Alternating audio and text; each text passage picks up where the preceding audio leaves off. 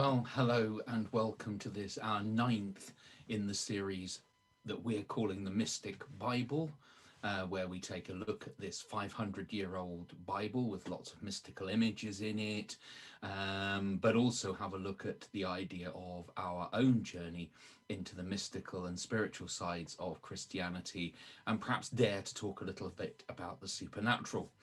And as if we needed any encouragement to talk about the supernatural, the image in front of us with an angel bearing a sword as it flies over what I think is the people of Jerusalem.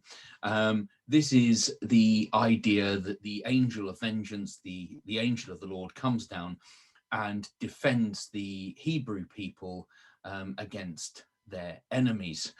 Now, don't get me wrong, I don't think a violent act like this is in any way a very good way to start talking about spirituality. But we have to understand this in the context of an oppressed people, that the Hebrews were an oppressed people, and this angel represents liberation and freedom from their enemies. And the message I'm going to take from it is about a mission going on our quest. Last time we talked a little bit about safe space, and we also talked about choosing an activity, something that would help you to engage with your spirituality. The next part is I'm just going to call endurance. I don't want to get into that whole thing about suffering in order to get closer to God. That's a very Calvinist thing.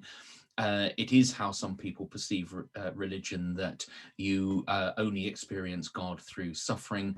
John Wesley would certainly have said that the means of grace is through doing good work, fighting for justice, and hence the bearing of the sword and the liberating of the people may not be an image that we like, but certainly the idea of fighting for justice is one way to engage in our relationship with God. So why endurance? Well, let's imagine that you've picked your activity that you want to do. You've picked a safe place and you've decided that the best way for you to feel open and to listen to God is to climb a mountain.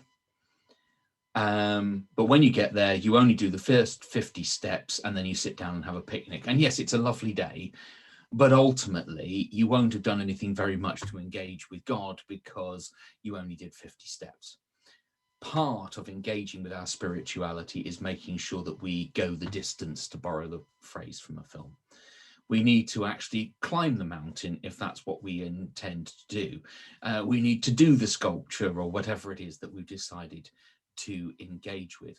To illustrate this simply, I'll just tell you the story of a minister colleague who was trying to find some peace and some resolution and to connect with God, and he decided to go off to Taizé.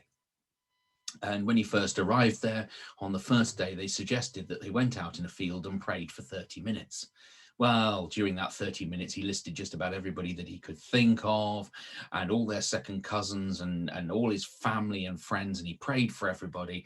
And he got to the end of the 30 minutes and he thought, gosh, that was a really exhausting process. Hope we don't have to do that again.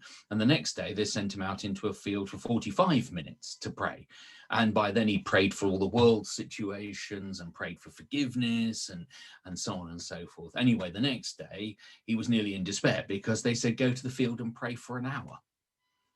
Well, of course, he got about 10 minutes into it and he was beginning to get annoyed and he couldn't think of who else to pray for and he couldn't remember who he'd already prayed for. And of course, after a few minutes, he shut up.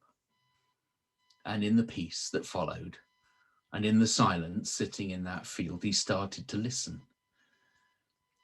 So by enduring, by keeping going, he eventually was able to sit and listen to the silence and the peace. And he began to feel those things, to experience those emotions that are about connecting with God.